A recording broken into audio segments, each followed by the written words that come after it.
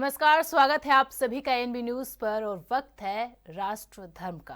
राष्ट्र धर्म में आज बात होगी लोकसभा और विधानसभा चुनाव एक साथ कराने संबंधित संविधान संशोधन विधेयक लोकसभा में पेश किया गया। उसी को लेकर राष्ट्र धर्म में हर चर्चा करेंगे और आपके साथ मैं हूं Amisha Yadav.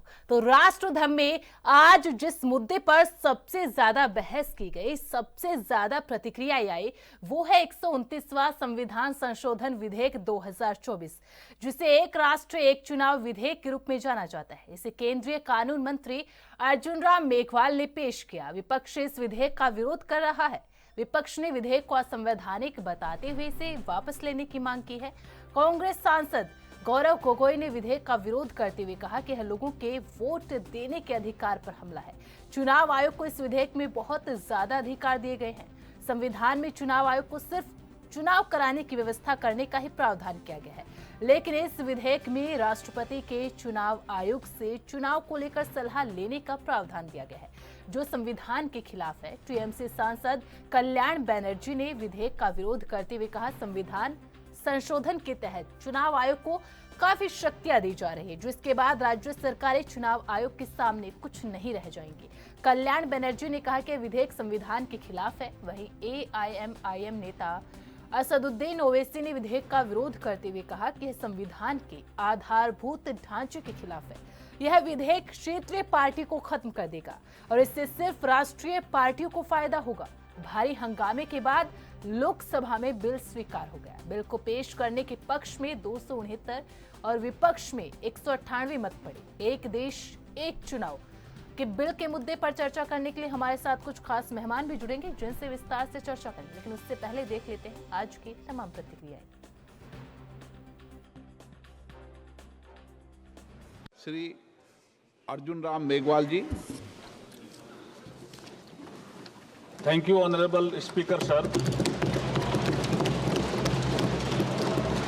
With your permission, I beg to move for leave to introduce the Constitution 129th Amendment Bill 2024, further to amend the Constitution of India। ये आइटम नंबर 18 में है और आइटम नंबर 19 में जैसे आपने कहा, Honorable Speaker, sir, with your permission, I wish to move for leave to introduce the Union Territories Laws Amendment Bill 2024, further to amend the Government of Union Territories Act 1963, the Government of National Capital Territory of Delhi Act 1991, and the Jammu and Kashmir Reorganization Act 2019। ये मैं आपकी अनुमति से आपसे leave मांग रहा हूँ। Thank you sir. JPC को दे देना चाहिए। जब ये संविधान सुधार का विधेयक, संवैधानिक संशोधन जब कैबिनेट में चर्चा में आया, तब प्रधानमंत्री जी ने स्वयं मंशा व्यक्त करी थी कि इसको जेपीसी को देना चाहिए। इस पर विस्तृत चर्चा सभी स्तर पर होनी चाहिए। इसलिए मुझे लगता है कि इसमें सदन का ज्यादा समय जाया करे बगैर, अगर मंत्री जी कहते हैं कि इसको जेपीसी को सौंपने के लिए वो तैयार है, तो जेपीसी में होगी और के रिपोर्ट के आधार पर कैबिनेट इसको पारित करेगी, तब भी फिर से चर्चा होनी है। तो मैं मानता हूं कि माननीय मंत्री जी अगर जेपीसी में रखने की इच्छा व्यक्त करते हैं तो यहीं पर एक चीज समाप्त हो जाएगी। मैं इस संविधान के 129वें संशोधन अधिनियम के विरोध के लिए खड़ा हूं। अध्यक्ष जी, मैं समझ नहीं पा रहा हूं, अभी 2 दिन पहले संविधान को बचाने की, संविधान की गौरवशाली परंपराएं की कस्में खाने में कोई कमी नहीं रखी। 2 ही दिन के अंदर संविधान की जो हमारी मूल भावना है, 2 ही दिन के अंदर संविधान का जो हमारा बेसिक स्ट्रक्चर है, 2 ही दिन के अंदर संविधान का जो हमारा संघीय ढांचा है, उसको खत्म करने के लिए संविधान संशोधन बिल लाए हैं। मैं मनीष तिवारी जी से सहमत हूं और अपनी पार्टी और अपने नेता आदरणीय अखिलेश यादव जी की ओर से कहना चाहता हूं, ये बिल पूरे देश के जो अलग अलग भेष, भाषाएं, संस्कृति, क्षेत्र की जो मान्यताएं हैं, जो हमारे संविधान निर्माताओं ने बहुत सोच विचार के मंथन अध्ययन करके ये संघीय ढांचा तैयार किया था, राज्यों का गठन भी किया था, संस्कृति के हिसाब से, क्षेत्र के हिसाब से, भाषा के हिसाब से, परिस्थितियों और समय के हिसाब से। मैं नहीं समझता अध्यक्ष जी, मुझे कहने में कोई संकोच नहीं, उस समय के हमारे संविधान निर्माताओं से विद्वान बाबा साहब भीमराव अंबेडकर से ज्यादा विद्वान इस सदन में अभी कोई नहीं बैठा, मुझे कहने में संकोच नहीं है। आदरणीय गृह मंत्री को मैं यही कहना चाहूंगा कि अगर कोई पार्टी इसका समर्थन करना भी चाहे तो भी वो समर्थन 72 पे ही रह सकता है, जनरल वो चर्चा पे नहीं ला सकते समर्थन के लिए। मैं सर ये दो जो कानून है, constitutional amendment 129 constitutional amendment act और the bill to further amend government of union territories act 63, national capital territories 91, Jammu Kashmir reorganisation act 2019, ये दोनों कानून संविधान और नागरिकों के वोट देने के जो उनकी संवैधानिक अधिकार है उस पर आक्रमण है और इसका हम पुरजोर विरोध करते हैं। विरोध का आधार ये है कि इस सबसे पहले 82(5) में चुनाव आयोग को जो यहाँ पे ताकत दी गई है कि चुनाव आयोग आज राष्ट्रपति को अपना एक निर्णय दे सकते हैं कि कब निर्वाचन हो सकता है। ये कभी भी इससे पहले चुनाव आयोग की ऐसी ताकत भारत के संविधान के निर्माताओं ने नहीं बनाया है। चुनाव आयोग की क्या सीमाएं हैं वो आर्टिकल 324 में है, जहां पर इलेक्शन कमीशन को बस कैसे सुपरवाइज करना चाहिए, कंट्रोल करना चाहिए, इलेक्शन रोल कैसे बनाना चाहिए, वहीं तक ही चुनाव आयोग की क्षमताओं का सीमा बनाया है। 19, and if a legislative assembly is dissolved, sir, and midterm elections are conducted, the tenure of that assembly will not be for 5 years, sir. This in itself is a violation of parliamentary democracy, which envisages a tenured legislature. Sir, constitutional scheme makes it clear that once elections are conducted, the House should have a right to function for next 5 years. This is a violation of basic structure. That such a provision is being done for administrative convenience, not for constitutional purpose. Sir, the principle of federalism means that states are not mere appendages of the center. States are not dependent on the union for their existence. This is the violation of federalism, sir. Sir, in conclusion, Parliament is not competent to make any law that violates fundamental rights or the basis of the Constitution, sir. This bill indirectly introduced a presidential style of democracy. This bill is based on maximizing political gain and convenience. This bill will finish off regional parties. This bill is only brought in to massage the ego of the supreme leader. Thank you, sir. I oppose this bill. K. Radhakrishnan. Anti-constitutional bill. It's against the federalism of our nation, and we are opposing the bill. ये BJP के लोग जो है real issues पे बात नहीं करते। खर्चा बचेगा तो प्रधानमंत्री कितना खर्च करते हैं विज्ञापन, इलेक्शन से ज्यादा तो विज्ञापन में ना खर्च करते हैं भाई। 11 साल में अब तक कितना विज्ञापन पे खर्चा किया, जरा बता दे, हिसाब दे दे भारत सरकार, जरा बताए कितना खर्च हुआ, अगर खर्च ही बचाना है तो।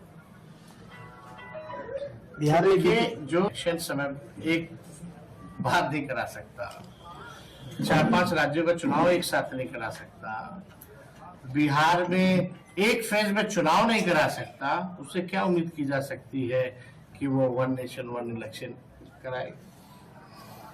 तो चुनाव आप लोग भी जानते हैं कि एक बार में ही होता है ना, राज्य और दूसरे राज्य का तो होता नहीं है। जब बिहार का समय होता है तो भी अलग अलग फेज क्यों, एक फेज क्यों नहीं, ये तो सवाल बनता है।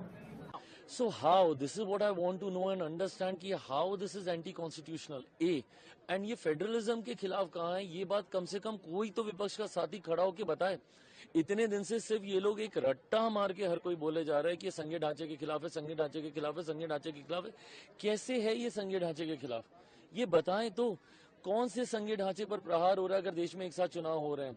आजादी के बाद लगभग 1.5-2 दशक तक एक ही साथ चुनाव होते थे, उस वक्त कौन सा संघीय ढांचे के ऊपर प्रहार कर लिया गया? या अभी भी जिन राज्यों में लोकसभा के साथ चुनाव होते हैं, कौन सा संघीय ढांचा इफेक्ट हो रहा है? आप आंध्रा का उदाहरण ले लीजिए। हाँ, मतलब एक तो जो सत्ताधारी पार्टी को बहुमत इसमें मिला है, और जब वोटिंग की मांग की तो लोकसभा स्पीकर ने वोटिंग ले लिया है, और उसमें अपोजिशन तो मतलब 198 वोट मिले हैं और हमारे पास शायद 268 या 69 तक अपने वोट मिले हैं। अभी जेपीसी के पास विषय जाएगा और जेपीसी इस पर स्टडी करके दोबारा ये बिल पार्लियामेंट में आएगा तो दोनों सभागृह में आएगा, चर्चा होगी और उस पर मतलब ये बिल पास हो सकता है। बस यही कहूंगी कि जेपीसी की मांग ठीक रही है, क्योंकि वो हर राजनीतिक पक्ष की आवाज बनकर जो उनके मुद्दे हैं उसको रखेगी। पर मैं कहूंगी कि one nation one election anti constitution है, एंटी डेमोक्रेसी है, एंटी फेडरल स्ट्रक्चर है। मैं आपसे बस एक सवाल पूछना चाहती हूँ, कोई स्टेट की इलेक्टेड गवर्नमेंट इलेक्शन से 6 महीने पहले गिर जाती है, ये कॉन्स्टिट्यूशन बिल ये कह रहा है कि वो 6 महीने के लिए पूरा चुनाव होगा और 6 महीने बाद वो सरकार डिसॉल्व हो जाएगी, फिर से नया इलेक्शन होगा। यानी आप इतना, ये बहुत ही ऐतिहासिक दिन है। आप देख लो इस साल कहां कहां चुनाव हुआ। महाराष्ट्र में हुआ, झारखंड में हुआ, उसके पहले चुनाव हुआ, हरियाणा में हुआ, अब दिल्ली में होगा, दिल्ली में चुनाव होगा, उसके 5-6 महीने बाद बिहार में चुनाव होगा। तो देश में क्या हमेशा चुनाव ही होता रहे? और जब भी चुनाव होता है तो मॉडल कोड ऑफ कंडक्ट आता है, और अब तो मॉडल कोड ऑफ कंडक्ट सिर्फ एक ही जगह नहीं लगता है ना, वो भले एक प्रदेश का हो लेकिन चर्चा दिल्ली देश भर में होती है। नहीं, ये कैसे एंटी डेमोक्रेटिक है, कैसे एंटी फेडरलिज्म है? इसके पहले भी 1952 में, 1957 में, 1962 में, 1967 में लोकसभा और विधानसभा का चुनाव एक साथ हो चुका है कि पहले से ही ये परंपरा थी। हाँ, प्रधानमंत्री मोदी जी की सरकार ने इसको कानूनी रूप दिया ताकि ये बाध्यता हो जाए, क्योंकि उसके बाद की जो परंपरा हुई, जो मध्यावधि चुनाव ये वो, इसके कारण वो पूरा चेन गड़बड़ा गया।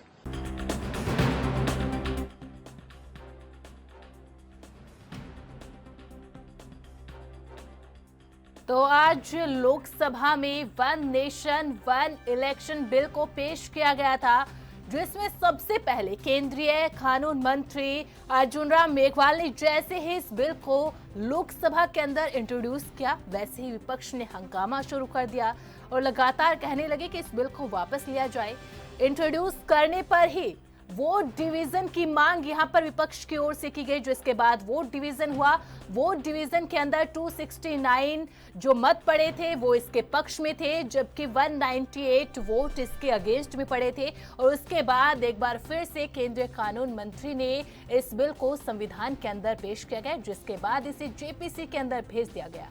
विपक्ष की ओर से लगातार वन नेशन वन इलेक्शन को लेकर ये बात कही जा रही है कि इससे क्षेत्रीय पार्टियां खत्म हो जाएंगी, चुनाव आयोग को एक्सेसिव पावर दी जाएगी आर्टिकल 82(5) के तहत। इसके अलावा लगातार जिस तरीके से नो कॉन्फिडेंस मोशन अगर आ जाता है 4 महीने पहले, तो क्या 4 महीने के लिए फिर से चुनाव कराए जाएंगे? असंवैधानिक बिल ये है, सरकार जो है कर्ब करने की कोशिश कर रही है संविधान को। तो ये विपक्ष की तरफ से लगातार यहाँ पर आरोप लगाए गए। तो वहीं सत्ता पक्ष की ओर से कहा गया कि एक देश एक चुनाव आने पर देश के लोगों को सहूलियत मिलेगी, जिन्हें बार बार चुनाव में जाना पड़ता है, एक बार ही वो लोकसभा और विधानसभा यानी कि प्रधानमंत्री और मुख्यमंत्री के लिए अपना वोट कास्ट कर पाएंगे। इसके अलावा जो चुनावी खर्चा होता है उसकी भी बचत होगी। बार बार आचार संहिता लगने से, कोड ऑफ कंडक्ट लगने से जो विकास के कार्यों के अंदर जो व्यवधान आते हैं उनसे भी निजात मिलेगी, एक बार ही कोड ऑफ कंडक्ट लगेगी। इसके अलावा समय की बचत होगी। तो ये तमाम पक्ष सत्ता पक्ष की ओर से दिए गए, तमाम तर्क सत्ता पक्ष की ओर से दिए गए। राज्य लोकसभा के अंदर इसको लेकर एक सिर्फ इंट्रोड्यूस करने पर ही एक जोरदार बहस देखने को मिली और उसी के मद्देनजर यहां पर वोट डिवीजन का फैसला लिया गया, जिसमें सबसे पहले और इस नए सदन के अंदर पहली बार ही इलेक्ट्रॉनिक वोटिंग की गई थी। जहां पहली बार इलेक्ट्रॉनिक वोटिंग होने पर कुछ सांसदों को ये प्रक्रिया समझ में नहीं आई थी, कुछ सांसद इस प्रक्रिया से खुश नहीं थे, तो उन्हें दोबारा से वोटिंग करने का यहाँ पर मौका दिया गया। पर्ची के जरिए दोबारा से वोटिंग हुई, जिसमें 269 वोट इसके पक्ष में आए थे, जबकि 198 वोट इसके विरोध में आए थे और उसके बाद इस बिल को सदन के अंदर, संसद के अंदर, लोकसभा के अंदर पेश किया गया और उसके बाद इसे जेपीसी के अंदर भेज दिया गया है। अब जेपीसी में इस पर एक लंबी बहस होगी, चर्चा होगी और उसके बाद इसे फिर से लोकसभा के अंदर पेश किया जाएगा और तमाम नेताओं की बाइट सुनी, चाहे वो शिवसेना यूबीटी के सांसद हो, कांग्रेस पार्टी हो, समाजवादी पार्टी हो, एआईएमआईएम हो, आम आदमी पार्टी हो, तमाम पार्टियों ने इसका विरोध किया है। और विरोध में एक बात जो विपक्षी पार्टियां यहां पर एक ताल में कहती नजर आई, इससे क्षेत्रीय पार्टियां खत्म हो जाएंगी।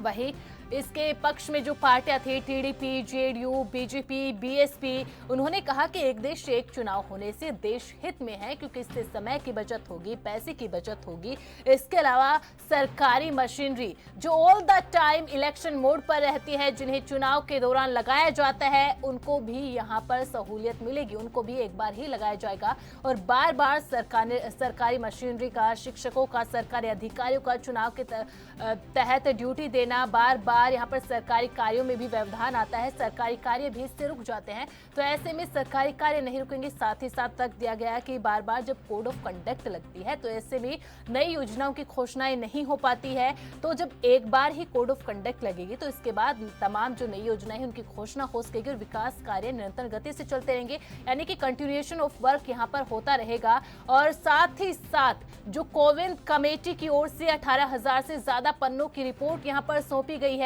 उसमें तमाम उन बातों का जिक्र किया गया है कि क्यों एक देश एक चुनाव जो है होना चाहिए। इसके अलावा उन देशों की भी संवैधानिक प्रक्रिया को, चुनाव प्रक्रिया को देखा गया।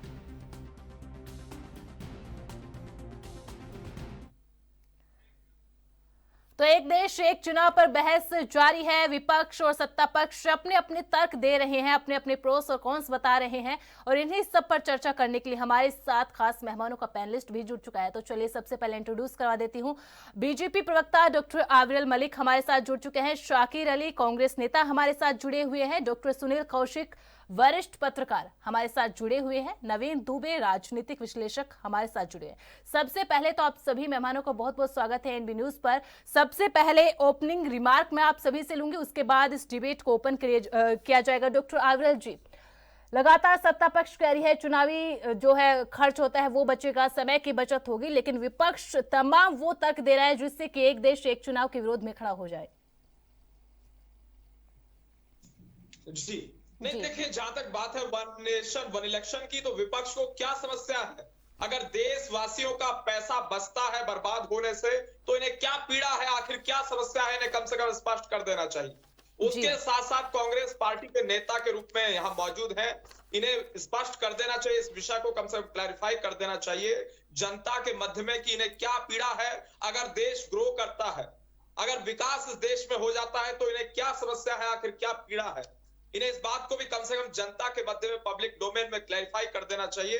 अगर जीडीपी में बेनिफिट होता है, पैसा बर्बाद होने से बचता है, टैक्स पेयर की खून पसीने की जो कमाई है, अगर वो जो टैक्स है वो जनता की भलाई में लगता है, गरीब के विकास में लगता है, जनता के विकास में लगता है, मजदूरों के विकास में लगता है, तो इन्हें आखिर क्या समस्या है, क्या पीड़ा है, कांग्रेस पार्टी को कम से कम ये स्पष्ट कर देना चाहिए। जो भी देश हित में फैसला लिया जाता है उससे सबसे पहले यदि किसी पार्टी को पीड़ा होती है तो कांग्रेस पार्टी, समाजवादी पार्टी और इंडी गठबंधन को पीड़ा होती है। ठीक है आविरल मलिक जी, फिर आऊंगे आपके पास। शाकिर अली जी, भाई एक देश एक चुनाव होने से क्या दिक्कत है, आखिरकार क्या परेशानियां हैं? देखिए, बीजेपी बड़ी अच्छी और लुभावनी बातों के लिए जानी जाती है जी। यहाँ पार्टी नेता कम कविवर ज्यादा होते हैं। ये हवाई फायरिंग करना इनकी आदत होती है, जिस तरह हवा में सर्जिकल स्ट्राइक करते हैं। आज देश की बुनियादी जरूरत नौजवानों को नौकरी की है। आज देश की बुनियादी जरूरत स्वास्थ्य के विषय में बात करने की है, एजुकेशन पे बात करने की है।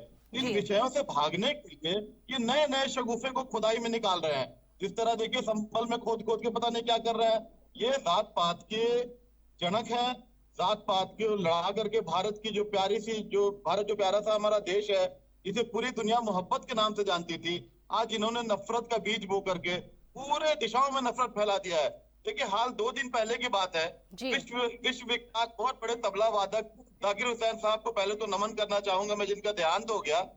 देश में हालात इतने बुरे हो गए हैं कि आज नॉन मुस्लिम उनको श्रद्धांजलि देने के लिए आप सोशल मीडिया पे चेक कीजिए, ये मैं नहीं कह रहा हूँ, श्रद्धांजलि देना भी मना हो गया। वो देश के इतने बड़े धरोहर थे। ये देन है बीजेपी की, जिसने भाई को भाई से अलग करने की बात की है। आज ये बात करते हैं देश में पैसों की बचत की, सारे चोर इनके पास हैं। राहुल जी ने जब कहा कि सारे चोर का टाइटल मोदी क्यों है, तो ये परेशान होकर राहुल जी को ईडी में बुलाने लगे। तो इनको सोचना चाहिए, जो देश की जनता की बात कर रहे हैं। अभी हमारे बड़े प्रिय भाई ने बड़ी अच्छी बात किसान की, मजदूरों की, बड़े बातें की, क्वेश्चन लीक की बात नहीं की इन्होंने। इनसे पूछिए जो 850 किसान जो मारे गए, क्या वे विदेशी थे? शाकिर जी ठीक है अभी सिर्फ ओपनिंग रिमार्क मैं ले रही हूँ सबसे। सुनील जी, यहाँ पर सत्ता पक्ष है वो प्रोस बता रहा है कि किस तरीके से फायदेमंद है, तो विपक्ष इसके कौंस गिना रहा है कि किस तरीके से नुकसानदेह रहेगा, किस तरीके से क्षेत्रीय पार्टियां खत्म हो जाएंगी। आपका क्या विचार, आपका क्या नजरिया है वन नेशन वन इलेक्शन को लेकर? देखो, वन नेशन वन इलेक्शन को लेकर के जी जो भी विपक्ष कहे कम से कम तथ्यात्मक चीजें देश के सामने रखे कि क्या नुकसान है, क्या फायदा है। जी निश्चित तौर से देश की जनता सुनेगी। आप तथ्यात्मक चीजें नहीं रख रहे जी। ये देश जानता है, हर एक छोटा बड़ा जनमानस जानता है कि जब चुनाव होते हैं तब आचार संहिता कितने कितने महीने की रहती है और उसमें विकास बिल्कुल अवरुद्ध हो जाता है। विकास की बात ही नहीं होती, सारे काम रोक दिए जाते हैं। तो ऐसी स्थिति में पैसा को छोड़िए, पैसा कितना बचेगा? यदि एक देश विधायिका के अलग चुनाव होंगे, सांसद के अलग चुनाव होंगे, नगर निगम के अलग चुनाव होंगे, ग्राम पंचायत के अलग चुनाव होंगे। 4-4 बार 5 साल में इस देश में आचार संहिता लगती है जी। और 4-4 बार आचार संहिता लगने के बाद कितने महीने तक जब आचार संहिता रहती है तो काम बिल्कुल नहीं होता। ब्यूरोक्रेसी के जो लोग भी होते हैं वो निश्चित तौर से चुनाव के समय बर्बाद करते हैं। तो ये सारी चीजें हैं। दूसरा, कांग्रेस को भी ये पता होगा, सारे राजनीतिक दलों को पता होगा कि 2019 के लोकसभा चुनाव में 70,000 करोड़ रुपया राजनीतिक दलों ने खर्च किया जी। और 2024 के चुनाव में 1 लाख करोड़ से ऊपर का पैसा खर्च हुआ। बिल्कुल।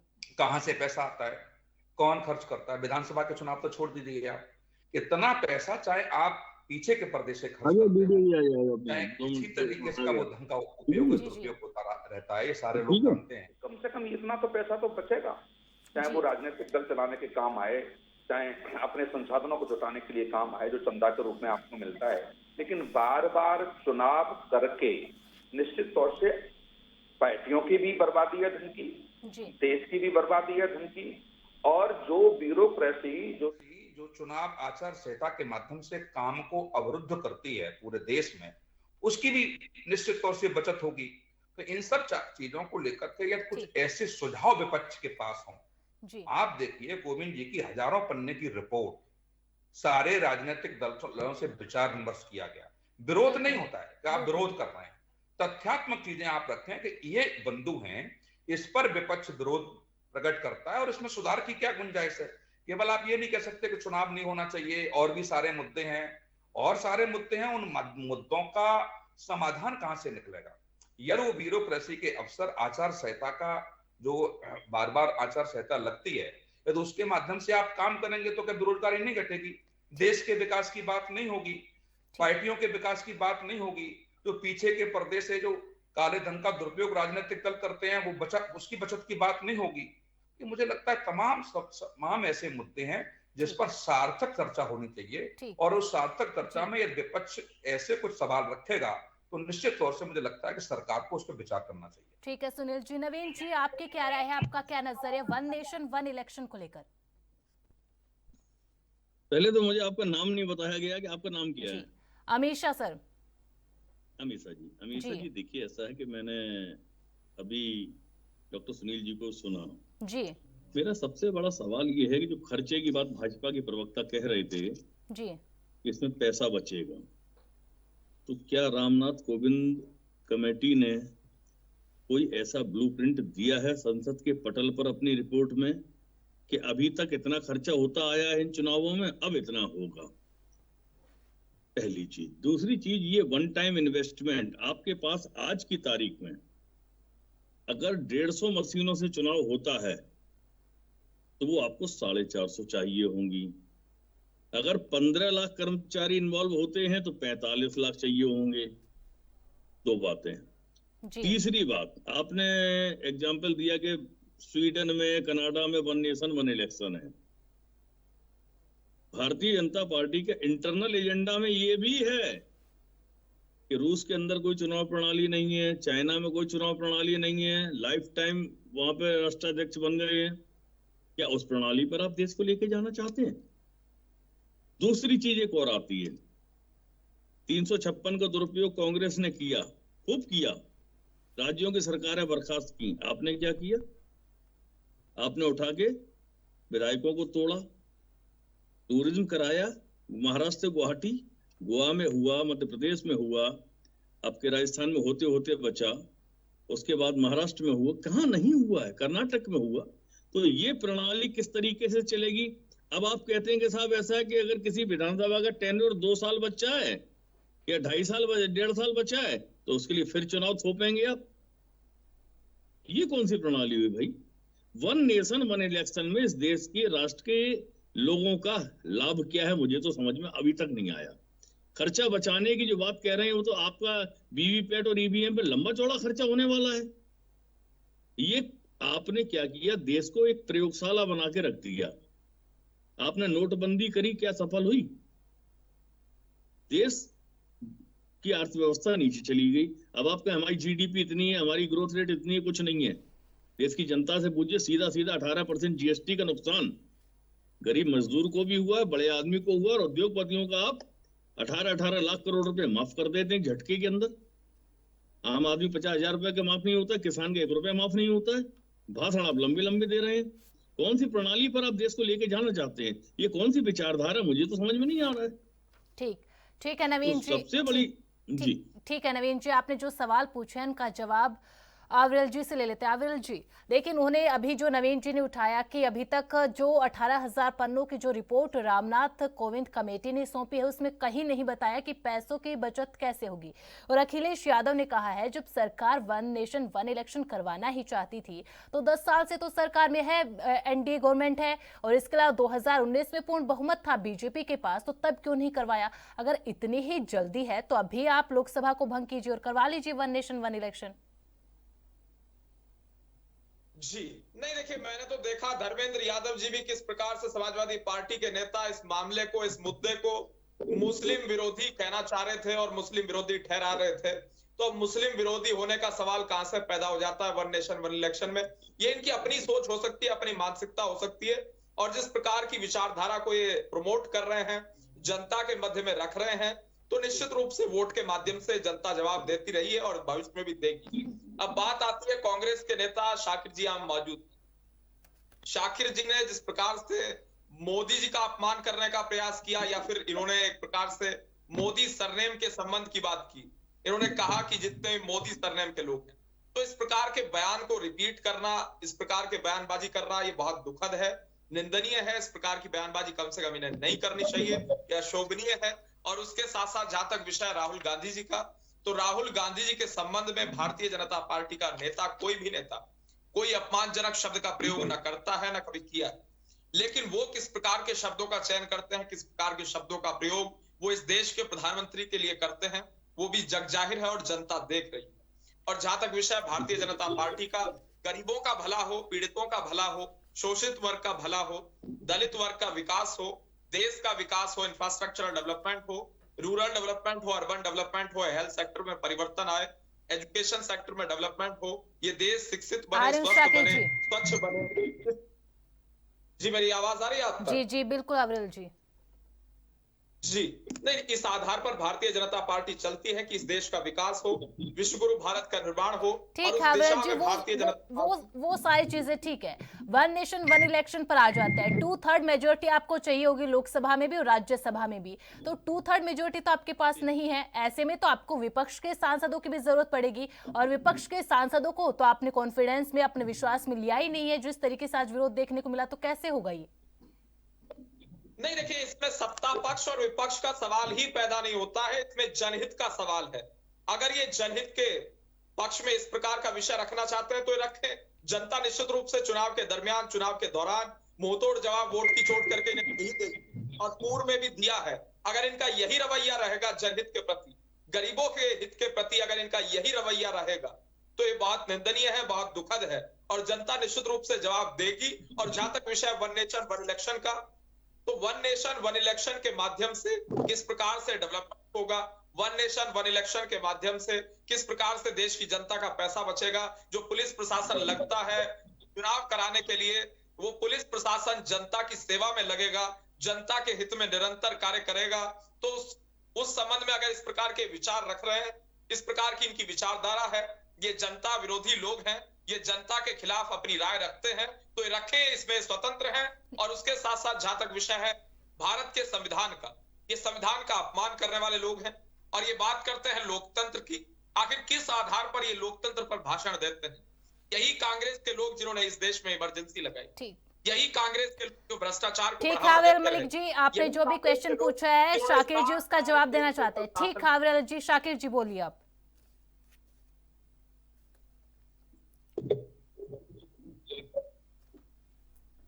शाकिर जी, आपको आवाज आ रही है मेरी? जी बिल्कुल आ रही है, बताएं। जी बोले शाकिर जी। देखिए, बार बार विपक्षी पार्टियों की ओर से और खासकर कांग्रेस की ओर से कहा जा रहा है कि यह असंवैधानिक है। जब 1970 से पहले जब करवाया गया था तो किस तरीके से फिर संवैधानिक था? किरण रिजिजू ने ये मामला उठाया है। और दूसरा, बार बार ये बोला जा रहा है संघीय ढांचे पर फेडरल। जी जी बिल्कुल, तो संघीय ढांचे पर ये हमला है, किस तरीके से है सर, ये जानना चाहती हूँ मैं आपसे। मैं बता दूं कि वो इंसानियत का दौर था, ये हैवानियत का दौर है। इस देश में ये संविधान की बात कर रहे हैं, संविधान को तार तार करने वाले लोग इतने सीरियस टॉपिक पे बैठ के दांत दिखाना विरल जी शोभनीय नहीं होता है। आपको मैं बता दूं कि आज उत्तर प्रदेश में, मैं अभी लखनऊ जा रहा हूँ, यहाँ ऐसा दौर ला दिया इन्होंने, जिस तरह अंग्रेजों को तो मैंने नहीं देखा, लेकिन इन भूरे अंग्रेजों को मैं देख रहा हूँ। हर दिन जनहित में उत्तर प्रदेश इनके कुशासन के खिलाफ कल घेराव का आह्वान किया उत्तर प्रदेश की कांग्रेस पार्टी ने। इन लोगों ने सारे छोटे से लेके बड़े नेताओं को उनके घर पे पुलिस भेज के अरेस्ट करा दिया है। ये कहाँ का लोकतंत्र है? इनसे जवाब पूछिए आप। इनके हर जिला में, ये जिस जिला में रहते होंगे अगर उत्तर प्रदेश के हैं, तो वहां भी पूछ लीजिए कि छोटे से लेके बड़े नेताओं को वहां अरेस्ट करा के अलोकतांत्रिक ढंग से। अरे शाकिर जी, मैं आपसे सवाल पूछ रही हूँ वन नेशन वन इलेक्शन को लेकर कि जब 1970 से पहले कराया जाता था तो अब दिक्कत क्या है, और संघीय ढांचे पर हमला किस तरह से है सर? आविर जी रुकिए सर, रुकिए प्लीज। आविर जी रुकिए, 1 मिनट रुकिए सर। शाकिर जी, आविर जी, देखिए आप अगर दोनों आपस में बहसबाजी करेंगे तो क्या फायदा है? जो सवाल सर मैंने पूछा शाकिर जी उसका जवाब दीजिए आप। नहीं शाकिर जी, मैं आपसे उत्तर प्रदेश को लेकर सवाल नहीं पूछ रही हूँ। मैं आपसे ये नहीं पूछ रही उत्तर प्रदेश में क्या चल रहा है और विधानसभा में क्या चल रहा है। मैं ये पूछ रही हूँ सर, शाकिर जी सुनिए उत्तर प्रदेश के बच्चों को। शाकिर जी, बात वन नेशन वन इलेक्शन पर चल रही है सर। एक भी संवेदना का शब्द उत्तर प्रदेश के मुखिया ने नहीं कहा। शाकिर जी, इस पर किसी और दिन डिबेट करेंगे। शाकिर जी देखिए किसी और दिन इस पर डिबेट करेंगे। आप ये बताइए शाकिर जी, संघीय ढांचे पर जो बार बार विपक्षी पार्टी बोल रही है, किस तरीके से संघीय ढांचे पर हमला है, ये तो जरा बताइए। और जब 1970 से पहले आप करवा सकते थे तो अब क्या दिक्कत है? मुंह में राम बगल में छुरी। हमने सीबीआई और ईडी क्यों बनाया था? गलत लोगों को पकड़ने के लिए। इनके यहाँ क्या है, सारे चोरों को मैं कहूंगा। आविर जी रुकिए सर, अपनी बारी पे बोलिएगा प्लीज सर। शाकिर जी को अपनी बात कंप्लीट करने दीजिए। माफ कर दिया पैसा, बैंक के कर्ज को माफ कर दिया। ये चोरों के दोस्त है, जन इनके सोचते कहाँ है? किसान मारे गए, आज तक इनके मुंह से आवाज नहीं निकली। ये कानून बनाते हैं। शाकिर जी देखिए, किसानों का मुद्दा उठाना था, बाकी मुद्दे उठाने थे, सदन को तो अच्छे तरह से चला लेते सर। दोनों के दोनों, सत्ता पक्ष भी और विपक्ष भी, वहां पर ये मुद्दे उठाते सर आप। इनके स्पीकर भाजपा के प्रवक्ता की तरह, भाजपा के नेता की तरह बात करते हैं। वो हमारे नेताओं को बोलने ही नहीं देते हैं। वो सीधे सदन की कार्रवाई नहीं चाहते हैं। नेता जब परिसर में ही बोलेंगे, वहीं पर धरना प्रदर्शन करेंगे, कभी टी शर्ट लेकर, कभी बैग लेकर, कभी टोपी लेकर, तो सदन में क्या बोलेंगे? ठीक है शाकिर जी, ठीक है। सुनील जी, ठीक। जो सांसद आवाज उठाता है उसके घर पे बुलडोजर भेजने की बात करते हैं। मैं तो कहता हूँ ये अपने घरों को भी चेक करा लें। तो सर संविधान पर चर्चा हुई ना, आपके सांसद शांति से वहां पर बैठे थे ना, संविधान पर चर्चा की गई ना। 2 दिन ये चर्चा बड़ी आराम से चली सर। आपके भी सांसद मौजूद थे और सत्ता पक्ष के भी सांसद मौजूद थे वहां पर। ये मुद्दे की बात नहीं ठीक है, ठीक है, आप दोनों से प्लीज सर रिक्वेस्ट कर रही हूँ, प्लीज बाकी गेस्ट भी हमारे साथ मौजूद है। सुनील जी, देखिए जिस तरीके से आज पूरी इस चर्चा को देखा, लगातार विपक्ष की ओर से एक बात कही गई कि क्षेत्रीय पार्टियों पर हमला है। जो AIM के सांसद थे असदुद्दीन ओवैसी, उन्होंने कहा कि ये क्षेत्रीय पार्टियां खत्म हो जाएंगी। लेकिन जब हम ओडिशा का चुनाव देखते हैं, 2004 से लगातार लोकसभा के साथ होते आए, वहां पर तो रीजनल पार्टियां अपना वर्चस्व लहरा रही थी। इसके अलावा अगर अब की बार देखें तो ओडिशा में साथ में चुनाव हुए, आंध्र प्रदेश में भी साथ में चुनाव हुए, लेकिन रिजल्ट दोनों के आपने भी देखा होगा। तो जब इन एग्जाम्पल्स को देखते हैं तो ऐसा लगता है कि ऐसी चीजें नहीं है। लेकिन बार बार जब विपक्ष ये कहता है कि क्षेत्रीय पार्टियां खत्म हो जाएंगी, क्षेत्रीय पार्टियां खत्म हो जाएंगी, तो उन्हीं क्षेत्रीय पार्टियों में JDU भी आती है, TDP भी आती है, LJP भी आती है और BSP भी आती है, जो इसके समर्थन में है। कि तथ्यात्मक चीजें आप देश के सामने रखेंगे या सदन में रखेंगे जी, तो निश्चित तौर से देश की जनता उसको सुनेगी जी। जब तथ्यात्मक चीजें आप नहीं रखेंगे तो देश की जनता सुनने के लिए तैयार ही नहीं होगी। विपक्ष की भूमिका में आप हैं जी। और जिन मुद्दों पर देश की जनता सहमत नहीं है, उन मुद्दों को मुद्दा बनाना विपक्ष का काम है। और विपक्ष ये तथ्यात्मक चीजें देश की जनता के सामने रखे, सदन के माध्यम से रखे, मीडिया के माध्यम से रखे, सोशल मीडिया के माध्यम से रखे, तो निश्चित तौर से मुझे लगता है कि उसका फायदा विपक्ष को मिलेगा। केवल विरोध के लिए विरोध नहीं होना चाहिए कि भारतीय जनता पार्टी इस बिल को लेकर के आई है तो विरोध हो रहा है। आपने तमाम सवाल किए और उन सवाल का जवाब नहीं था। 1967 तक यदि इलेक्शन इस देश में हो सकता है तो अब क्यों नहीं? 1967 के बाद जो स्थिति इस देश की बनी, यदि वो स्थिति दोबारा फिर न बने, उस पर चर्चा होनी चाहिए। जो नवीन जी ने कहा तो 90 से ज्यादा सरकारें गिनाई कांग्रेस की सरकार ने और 356 का दुरुपयोग हुआ, वो दुरुपयोग न हो इस पर चर्चा होनी चाहिए। 18,000 की पेज की जो रिपोर्ट कोविंद जी ने सौंपी है, बिंदुवार उस पर चर्चा होनी चाहिए। किन बिंदुओं पर आप सहमत नहीं है, किन बिंदुओं पर आप असहमत हैं और कहां आप बदलाव चाहते हैं, वो देश की जनता के समक्ष आप चीजें रखें। केवल आप गोल मोल बात करेंगे तो देश का संविधान खत्म हो जाएगा, अब हैवानियत आ रही है, पहले हैवानियत नहीं थी, ये सब चीजें ऐसी बातें करेंगे तो मुझे नहीं लगता कि देश की जनता आपको सुनेगी। यदि आपके पास कुछ चीजें हैं, जैसे नवीन जी ने कहा कि ये चीजें बताएं कि पैसा कहां खर्च होता है, ये बताएं कि पैसा कितना बचेगा, सब चीजें डोमेन में है, गूगल सर्च कर लीजिए, तमाम एजेंसियों की रिपोर्ट है। हर सांसद को कितना पैसा खर्च करने का सरकार अधिकार देती है, ये सारी चीजें हैं। कितना पैसा सांसद और कितना पैसा विधायक खर्च कर सकता है इलेक्शन में, कितना पैसा खर्च हुआ, और तमाम प्राइवेट एजेंसियों की रिपोर्ट है। ठीक है सुनील जी, आपके पास फिर से आऊंगी, लेकिन वक्त है एक छोटे से ब्रेक का।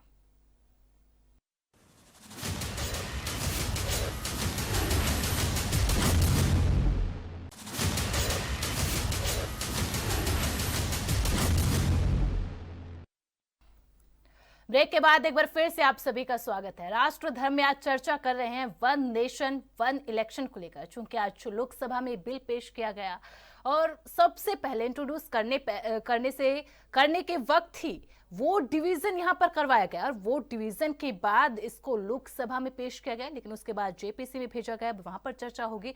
और इस सब पर चर्चा करने के लिए हमारे साथ 4 खास मेहमान भी जुड़े हुए हैं। सुनील जी, अब आप अपनी बात को रख सकते हैं। कितना पैसा खर्च होगा ये सरकार बताए, कितना पैसा बचेगा ये सरकार बताए, सारी चीजें डोमेन में है। जब इलेक्शन खत्म होता है तो सरकारें सारी चीजें तथ्यात्मक रूप से रखती है देश के सामने। हर सांसद को, हर MLA को एक लिमिट है कितना पैसा खर्च करेंगे, पीछे के प्रदेश से कितना पैसा खर्च होता है, तमाम प्राइवेट एजेंसियां सर्वे करके देश के समक्ष रखती हैं। जैसे मैंने कहा कि 2019 में 70,000 करोड़ का रुपया खर्च हुआ इलेक्शन, 2024 में 1 लाख करोड़ से ऊपर का खर्चा हुआ है। तो ये सब जो पैसा चाहे राजनीतिक दल करते हों, चाहे वो काला धन उपयोग होता हो, ये सब लोग जानते हैं कि एक सांसद को चुनाव लड़ने में कितना खर्च होता है और उसकी लिमिट सरकार की कितनी है। तो इसमें कहने की बातें नहीं है, लेकिन वो पैसा है तो देश का ही, वो है तो पार्टी का पैसा।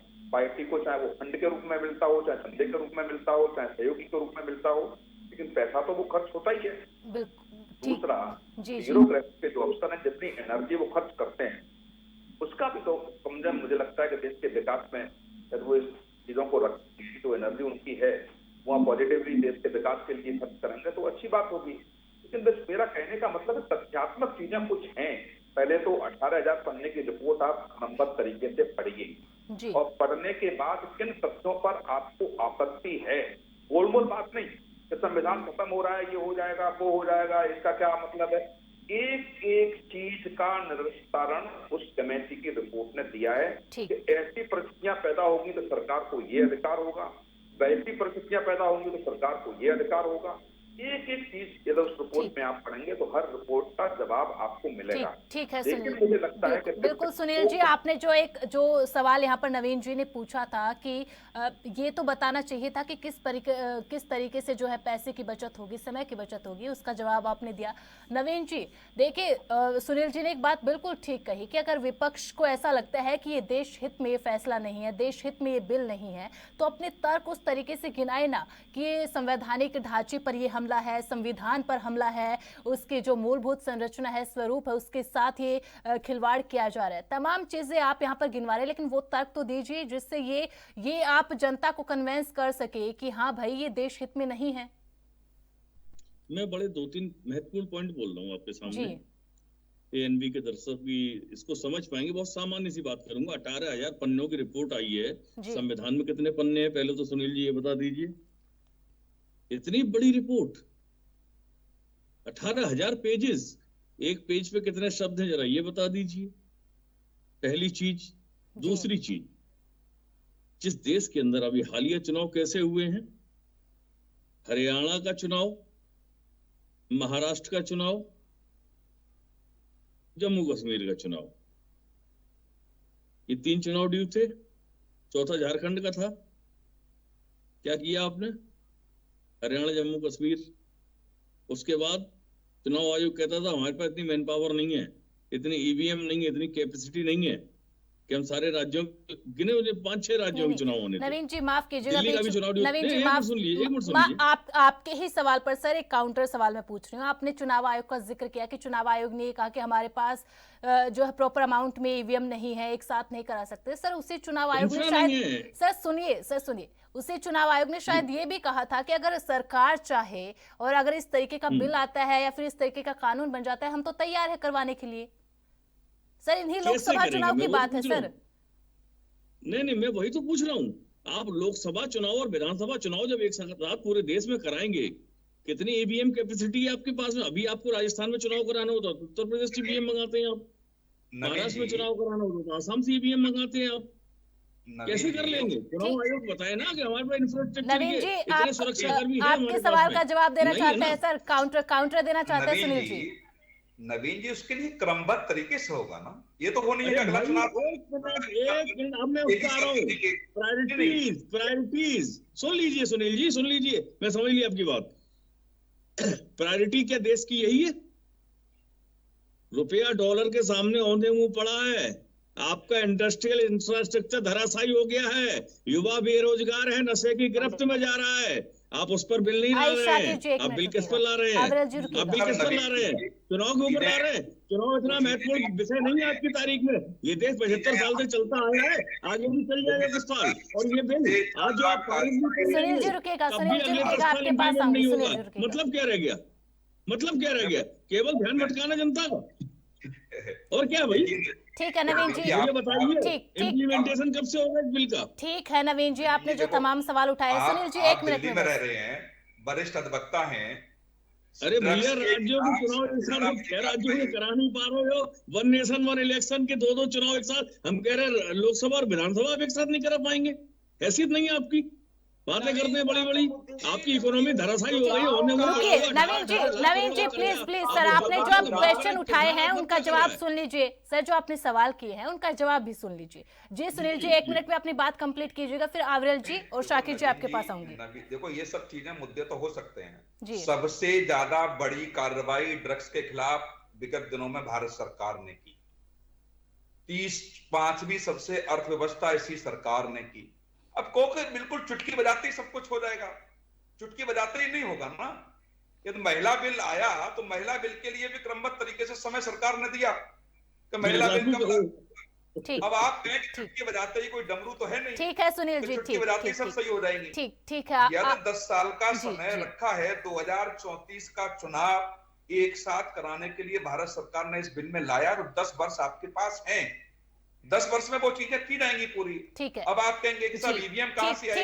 ठीक है सुनील जी, कहां से ईवीएम आ गई? ठीक है सुनील जी, आविरल जी अब आप बोलिए। ईवीएम खरीदी तो मुझे लगता है कि ठीक है, 3 गुनी ठीक है। ईवीएम की आवश्यकता होगी, वो भी भारत सरकार बजट लाएगी।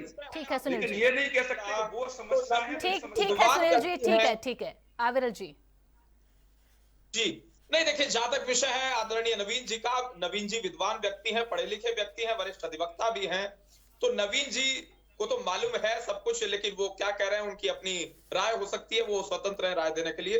लेकिन जहां तक विषय है, किसी गांव के व्यक्ति की भी, गांव का व्यक्ति भी इस बात को स्पष्ट रूप से बता सकता है कि जब चुनाव होता है तो निश्चित रूप से संसाधनों का प्रयोग होता है, खर्च होता है, और वो जनता की जेब पर ही अल्टीमेटली खर्च पड़ता है, टैक्स पेयर की जेब पर ही वो खर्च अल्टीमेटली पड़ता है। अगर वन नेशन वन इलेक्शन होता है तो टैक्स पेयर की जेब का पैसा बचेगा, और जो टैक्स पेयर की जेब का जो टैक्स है वो जनता की भलाई में लगेगा, वो विकास कार्यों में लगेगा, वो देश के अन्य कार्यों में लगेगा। तो उससे आखिर क्या पीड़ा है विपक्ष को? विपक्ष को हर विषय को पॉलिटिसाइज करना होता है, इनका एक ही उद्देश्य रहता है, हर मुद्दे पर राजनीति करना।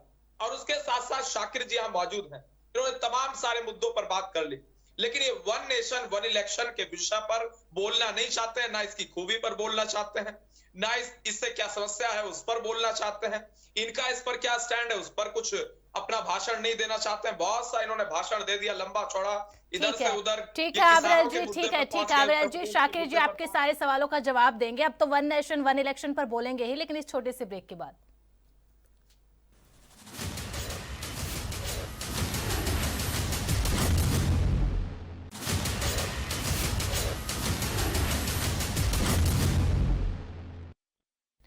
ब्रेक के बाद एक बार फिर से आप सभी का स्वागत है। चर्चा कर रहे हैं वन नेशन वन इलेक्शन को लेकर, और इसी पर हमारे साथ कुछ खास मेहमान लगातार जुड़े हुए हैं। शाकिर जी, अब तो sir one nation one election पर जवाब दीजिएगा। अविल मलिक जी ने साफ बोल दिया है कि वो कभी यूपी विधानसभा पे चले जाएंगे, उत्तर प्रदेश में क्या हो रहा है वो उस पर चले जाएंगे, लेकिन विपक्ष ने जो हंगामा आज लोकसभा में किया और जो तमाम उन्होंने प्रतिक्रियाएं दी है उस पर नहीं बोलेंगे, जिस पर अब लगातार आज इस बिल को जेपीसी में भिजवा दिया। शाकिर जी अब तो बोल दीजिए वन नेशन वन इलेक्शन पर। बिल्कुल, मैं शुरू से कह रहा हूं, शायद आप सुन नहीं पा रहे हैं। मैंने बार बार कहा कि वन नेशन वन इलेक्शन एक बड़ी अच्छी परंपरा की शुरुआत हो सकती है, एक अच्छी बात दोबारा से की जा सकती है, लेकिन इनके नियत की खराबी के पॉइंट ऑफ व्यू से, क्योंकि इनकी नियत की जो गरीबों के और टैक्स पेयर के पैसे के बचाने की बात करते हैं, तो फिर हजारों करोड़ रुपए के जो लोन माफ कर देते हैं अपने दोस्तों का, वो किसका पैसा होता है? वो क्या इनके अंग्रेज साथियों का होता है? ईस्ट इंडियन कंपनी का पैसा होता है? ये इनसे पूछेगा जो टैक्स पेयर के लिए हमदर्दी की बात करते हैं। मैं तो अविरल जी के ऊर्जावान इस नौजवान भाई के लिए मुझे अफसोस होता है, क्योंकि मैंने देश बनाया है और मुझे नौजवानों की चिंता होती है। आज हमारे इस ऊर्जा वाले साथी की जो बातें आती हैं तो सुनने में बड़ी लुभावनी है। ट्रेनिंग के आधार पे बीजेपी की ट्रेनिंग बड़ी मस्त होती है, लेकिन इनकी कमी नहीं है, नेगेटिविटी इनके डीएनए में है। जब इन्होंने पूछा, जब अपने पूर्वजों से पूछेंगे, जब अपने घर में बुजुर्गों से पूछेंगे कि आजादी कैसे ली गई, देश कैसे चलाया गया, शाकिर जी आप नहीं, शाकिर जी देखिए, चुट्टो बनाने की अरे देश को देश बनाने की बात की मुश्किल से संभाल के लाया है। आज वन नेशन वन इलेक्शन ये क्यों नहीं करना चाहते बैलेट पेपर से? ये क्यों ईवीएम के चक्कर में लगे रहते हैं? अरे शाकिर जी ये तो बताइए। अरे सर सुनिए शाकिर जी, ईवीएम की बात अब आप लेकर, बैलेट पेपर से चुनाव होना चाहिए, इन्होंने कहा बैलेट पेपर से चुनाव होना चाहिए। नौजवान साथी हैं, तो भाई साहब आप जाइए डॉक्टर मनमोहन सिंह जी के पास, उन्हें कहिए। शाकिर जी ठीक है, आविरल जी रुकिएगा। शाकिर जी सुनिए। शाकिर जी वन नेशन वन इलेक्शन पर आप बोल रहे हैं, आप बैलेट पेपर पर आ गए। सर ईवीएम कौन लेकर आया था? आप ये बताइए ना, ईवीएम से चुनाव किसने करवाए थे? और दूसरी चीज जेएमएम के सर, दूसरी चीज जम्मू कश्मीर में जिसके साथ आप सरकार बना रहे हैं, उमर अब्दुल्ला जो मुख्यमंत्री है, उन्होंने बोल दिया कि कांग्रेस को ईवीएम का रोना छोड़कर अपने धरातल पर काम करे। मैडम, जहाँ भी बैलेट पेपर की शुरुआती गिनती होती है वहाँ हम जीतते हैं। ईवीएम के शिकायत मैं नहीं। तो सर झारखंड में कैसे? सर झारखंड में क्या सर झारखंड में ईवीएम से दिक्कत है या नहीं है? भारतीय जनता पार्टी जीत जाती है, जहां कमल खिल जाता है वहां सारी समस्या उत्पन्न हो जाती है। ठीक है, ठीक है अविरल जी, ठीक है अविरल जी, ठीक है शाकिर जी देखिए, शाकिर जी बस एक चीज का जवाब दे दीजिए। शाकिर जी सुनिए उस देश को आपने हिंदू मुस्लिम में बांट के रखा है। शाकिर जी सुनिए, शाकिर जी आविरल जी रुकिए। शाकिर जी सुनिए, देखिए लगातार विपक्ष ने जो मुद्दे उठाए, नवीन जी ने अभी बताया, ये मुद्दा आप उठा सकते थे कि हमें ये बताया जाए किस तरीके से पैसे की जो है बचत होगी यहाँ पर, लेकिन बार बार सिर्फ एक ही बात कि संघीय ढांचे पर हमला, अलोकतांत्रिक, असंवैधानिक, लेकिन किस तरह से ये तो बताइए जरा। मैं बता दूं ये वही पार्टी है, रघुराम राजन जी जैसे ऑनेस्ट रिजर्व बैंक के गवर्नर ने रिजाइन कर दिया। ये वही पार्टी है जिस पार्टी के कारण जो इमरजेंसी फंड होता है आरबीआई का, उस पैसे को भी ये खा गए। इनसे मैं क्या कैलकुलेशन की बात करूं? ये पढ़े लिखे लोग पढ़ाई लिखाई की बात तो ये करेंगे नहीं, ये खुदाई करेंगे। ठीक है, आर्कियोलॉजिकल सर्वे के डायरेक्टर हो गए। ठीक है शाकिर जी, ठीक है शाकिर जी। सुनील जी देखिए, लगातार एक बात यहाँ पर जो है विपक्ष ये भी उठा रहा है कि देखिए भाई, अगर आप एक साथ चुनाव करवा रहे हैं और कोई सरकार नो कॉन्फिडेंस मोशन आ जाता है, हंग असेंबली हो जाते हैं, 4 महीने पहले अगर ऐसी कोई सिचुएशन बनती है तो क्या फिर आप सिर्फ 4 महीने के लिए फिर से आप चुनाव करवाएंगे? तो वो खर्चा तो फिर उतना ही आएगा, तो इससे फायदा क्या है? कि जब कोविंद कमेटी ने कुछ सवाल रखे, सारे राजनीतिक दलों को बुलाया, तो कांग्रेस बताए कि आपने सुझाव क्या रखे। सुझाव तो बताए कि हमने उस कमेटी के सामने ये सुझाव रखे थे और उस कमेटी ने वो सम्मिलित नहीं किए। जब विरोध करने वाले जो राजनीतिक दल हैं जो आज संसद में बोले, वो ये तो बताएं कि जब आपको इस विधेयक में, जब आपको इस विधेयक में बदलाव के लिए जब कमेटी के सामने बुलाया गया तो विरोध के अलावा आपने सुझाव क्या दिए? अभी कांग्रेस के प्रवक्ता ने कहा बहुत अच्छी बात थी, ये अच्छी बात है कि 1 नेशन 1 इलेक्शन होना चाहिए, लेकिन सरकार की मंशा पर सवाल है। तो कांग्रेस मान के तो चल रही है कि सही कदम है, लेकिन मंशा पर सवाल खड़े किए गए हैं। पूर्व राष्ट्रपति की अध्यक्षता में कोई कमेटी बनती है और कमेटी जब सुझाव आपसे मांगती है तो सुझाव बताना चाहिए कि साहब हमने ये सुझाव दिए थे और 18,000 पन्ने की रिपोर्ट में हमारे सुझावों को दरकिनार करते हुए आगे कमेटी ने ये सरकार के लिए प्रस्ताव दिया। बिल्कुल बातें तो रखनी चाहिए ना तो इसके सामने। बिल्कुल सुनील जी, और आप देंगे नहीं। बिल्कुल सुनील जी, एक वैलिड पॉइंट आपने उठाया। इस कमेटी के अंदर अधीर रंजन चौधरी भी थे, जो कांग्रेस के नेता है पश्चिम बंगाल के, वो भी थे। नवीन जी बिल्कुल सही वैलिड पॉइंट सुनील जी ने उठाया कि कमेटी में एक मेंबर तो कांग्रेस पार्टी का भी था और एक पूर्व कांग्रेस नेता गुलाम नबी आजाद जो डीपीए पार्टी के हैं अब, वो भी तो थे। तो उस समय सुझाव क्यों नहीं दिया गया कांग्रेस पार्टी की ओर से? नहीं, 2-3 चीजें हैं। देखिए, ऐसा है कि ये 18,000 पन्ने की रिपोर्ट जो प्रस्तुत की गई, क्या उस रिपोर्ट का अध्ययन सारे नेताओं ने कर लिया? भाजपा के नेता बता दें उन्होंने कर लिए? पहले 5 पेज में क्या लिखा है ये बता दें? कोई नहीं बता पाएगा। दूसरी चीज आती है, मैं एक ही बात कह रहा हूँ, बहुत अच्छा विषय है। 1966 तक जब ये चुनाव चले, 67 तक चले, भारत की आबादी कितनी थी? आज भारत की आबादी कितनी है? कितने वोटर हैं? क्या आपके पास उतना इंफ्रास्ट्रक्चर है? मैं तो सिंपल सीधा एक लेमैन वाला सवाल है मेरा। मैं तो भारत का आम नागरिक हूं, मुझे किसी पार्टी से लेना देना नहीं। जब आपके पास चुनाव ड्यू थे कहां? जम्मू कश्मीर, महाराष्ट्र, हरियाणा, झारखंड। आपने कहा भाई हम पहले हरियाणा और जम्मू कश्मीर कराएंगे, फिर हम महाराष्ट्र और झारखंड कराएंगे। साथ के साथ ड्यू है चुनाव बिहार के और दिल्ली के। अब आप इन 2 राज्यों के अलग चुनाव कराएंगे और वही चुनाव आयोग ये दम भर रहा है कि केंद्र अगर आदेश करे तो हम पूरे देश में एक साथ दोनों चुनाव करा देंगे। नवीन जी आप ये कहना चाहते हैं कि जो तमाम पॉइंट्स आपने उठाए कि अभी जिन राज्यों में चुनाव हुए उनके तो एक साथ करा नहीं पाए, पैसे की बचत किस तरह से होगी ये यहाँ पर नहीं बताया गया। तो मतलब 18,000 पन्नों की जो रिपोर्ट है और इतने महीनों में तैयार की गई है, वो बस ऐसे ही तैयार करके दे दी सर। एक तो मैं मुझे बोलने दीजिए थोड़ा सा। सुनील जी थोड़ा मुझे सुन लीजिए, मैं आपको बहुत देर से सुन रहा हूँ, 2-3 टर्म मिले, एक राउंड आपको ज्यादा भी मिला बोलने का, मुझे भी बोलने दीजिएगा।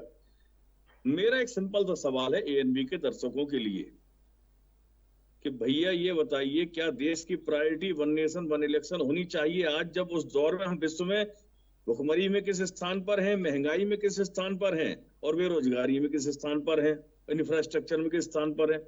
क्या one nation one election priority होनी चाहिए? मुख्तार अब्बास नकवी का बयान आया है कि भाई ये भारतीय जनता पार्टी की प्राथमिकता है। भारतीय जनता पार्टी की प्राथमिकता तो 2 करोड़ रोजगार भी प्रतिवर्ष देने की थी, क्यों नहीं दे पाया भाई?